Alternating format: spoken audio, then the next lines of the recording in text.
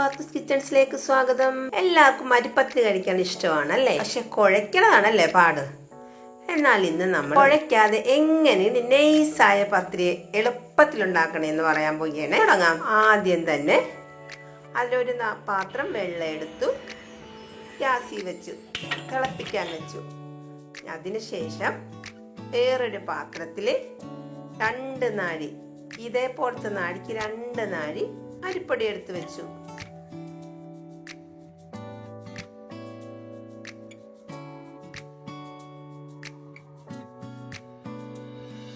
അതിലേക്ക് ആവശ്യത്തിന് ഉപ്പ് ഇട്ടു. ആ സമയം കൊണ്ട് ഇവിടെ വെള്ളം തിളച്ചു. വെട്ടി തിളയ്ക്കണം കേട്ടോ. ഈ ചരിത്രത്തിലെ വെള്ളം കണ്ടോ വെട്ടി തിളയ്ക്കുന്നത്?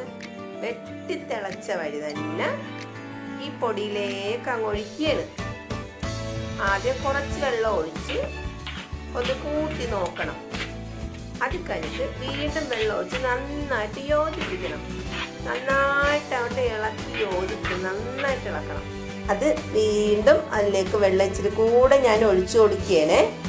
ഇച്ചിരി കൂടെ വെള്ളം ഒഴിച്ചു കൊടുത്തിട്ട് നന്നായിട്ട് വീണ്ടും അത് യോജിപ്പിക്കുകയാണേ. നമ്മൾ ഇടിയപ്പത്തിന് എടുക്കൂലേ, അതേപോലെ നന്നായിട്ട് കൂട്ടി യോജിപ്പിക്കണം കേട്ടോ. ഇടിയപ്പത്തിന് ചെയ്യുമ്പോൾ തന്നെ നന്നായിട്ട് കൂട്ടി യോജിപ്പിക്കണം. പക്ഷെ ഇടിയപ്പത്തിന് അത്രയും വെള്ളം വേണ്ട. ഇതിന് ഇച്ചിരി കൂടെ ഇടിയപ്പത്തേക്കാൾ ഇച്ചിരി കൂടെ ലൂസാക്കിയിട്ട് ഇച്ചിരി കൂടെ ഇതാക്കിയിട്ട് വെള്ളം വേണം. എന്നിട്ട് നന്നായിട്ട് കൂട്ടി യോജിപ്പിച്ചിട്ട് ഞാനത് സ്റ്റൗ കത്തിച്ച് അടുപ്പയിലേക്ക് അത് വെച്ചിട്ട് ആദ്യം ഇതിലേക്കിട്ട് നന്നായിട്ടൊന്ന് ചൂടാക്കും.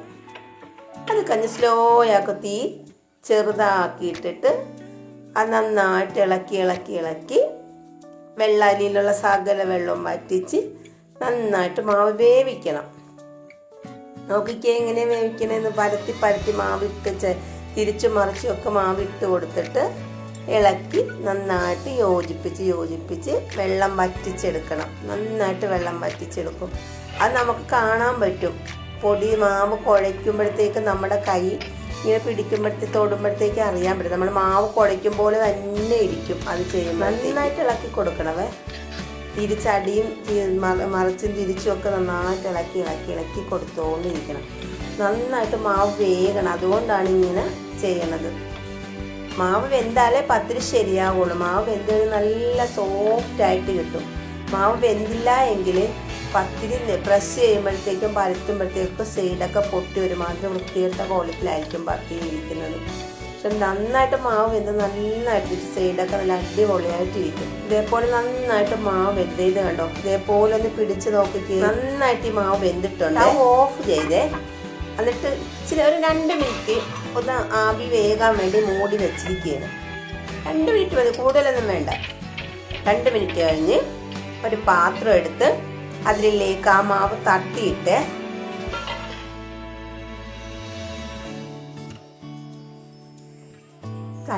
കഴിഞ്ഞിട്ട് ഇത് കയ്യിലേക്ക് വെളിച്ചെണ്ണ ഒഴിച്ചിട്ട് നന്നായിട്ടത് കൂട്ടും. വെളിച്ചെണ്ണ പശ പോലെ പറ്റാതിരിക്കാനാണ് നമ്മൾ വെളിച്ചെണ്ണ ഒഴിക്കുന്നത്. വെളിച്ചെണ്ണ ഒഴിച്ചിട്ട് നന്നായിട്ടത് കൂട്ടി, അത് കുഴയ്ക്കുന്നൊന്നുമില്ല കേട്ടോ. നന്നായിട്ടൊന്ന് കൂട്ടിയാൽ മതി.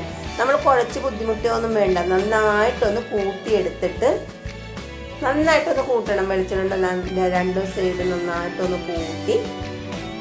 നന്നായിട്ട് കൂട്ടിയെടുത്തിട്ട് ഇനി ഉണ്ടയിടാൻ പോവാണ്, ബോളാക്കാൻ പോവാണ്.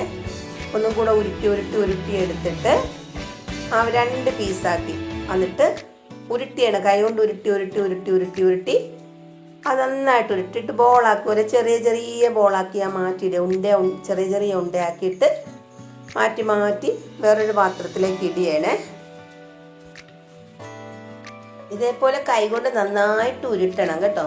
ചെറിയ പീസാക്കി എടുത്തിട്ട് നന്നായിട്ട് കൈ കൊണ്ടൊന്ന് ഉരുട്ടിയിട്ട് വേണം നമ്മൾ പാത്രത്തിലേക്ക് ഇടാനായിട്ട്. വേറൊരു പാത്രത്തിലേക്ക് ഇങ്ങനെ ഇട്ടിട്ട് കൊടുക്കുകയാണ്. എല്ലാം ഇങ്ങനെ ഞാൻ ഇട്ട് കൊടുത്തു.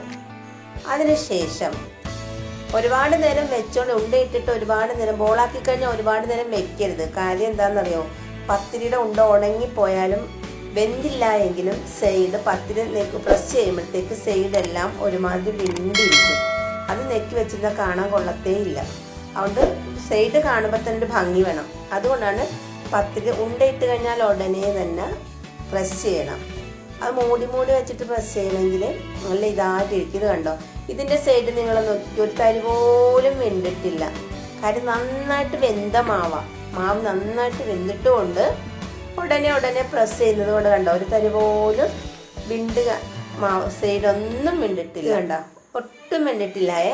ഇങ്ങനെ എല്ലാ പത്തിരിയും ബോളാക്കി വെച്ച് എല്ലാ മാവും പ്രസ് ചെയ്ത് പൊടി ഇങ്ങനെ മുക്കി അപ്പുറം ഇപ്പുറം 2 ഭാഗവും നന്നായിട്ട് പൊടി മുക്കിയിട്ട് വേണം അടുക്കി വെക്കാനുണ്ട്, അല്ലെങ്കിൽ പശ പോലെ ഒട്ടിപ്പിടിക്കും അരിപ്പൊടി. അതിനുശേഷം ഓരോന്നോ എടുത്തിട്ട് പത്തിരിപ്പലകയിലിട്ട് പൊടി പൊടി മുക്കി ഇങ്ങനെ തൂത്ത് വേണം പരത്തി കൊടുക്കാനായിട്ട്. നന്നായിട്ട് വട്ടം വരുന്ന രീതിയിൽ നല്ല വട്ടം വേണം, അത് പരത്തി എടുക്കണം. നോക്കിക്കേ, ഇതേപോലെ നൈസായിട്ട് പത്തിരി ഉണ്ടാക്കാൻ സാധിക്കും.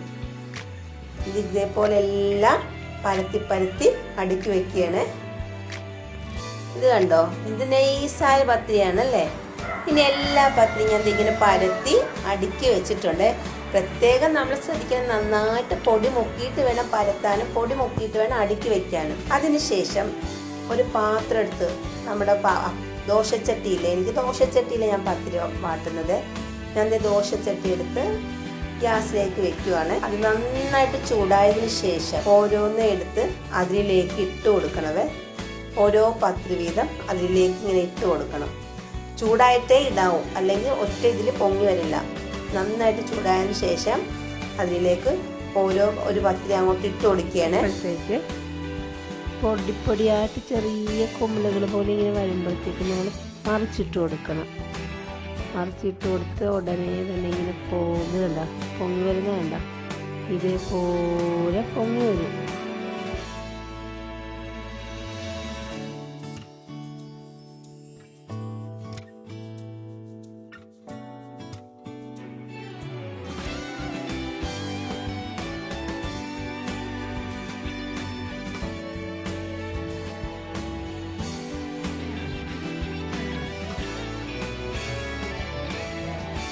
കണ്ടോ, നല്ല സോഫ്റ്റായ പത്തിരി, നല്ല പഞ്ഞി പോലത്തെ പത്തിരിയാണ്. തേങ്ങാപ്പാലും കറിയൊക്കെ കൂട്ടി പിന്നെ നല്ല പഞ്ഞി പോലെ ഇരിക്കും. ഇത്രയും നല്ല പത്തിരി നിങ്ങൾ ചെയ്ത് നോക്കണം. ചെയ്ത് നോക്കിയിട്ട് ഫീഡ്ബാക്ക് അറിയിക്കണം, ലൈക്ക് ചെയ്യണം, സബ്സ്ക്രൈബ് ചെയ്യണമേ. ബൈ.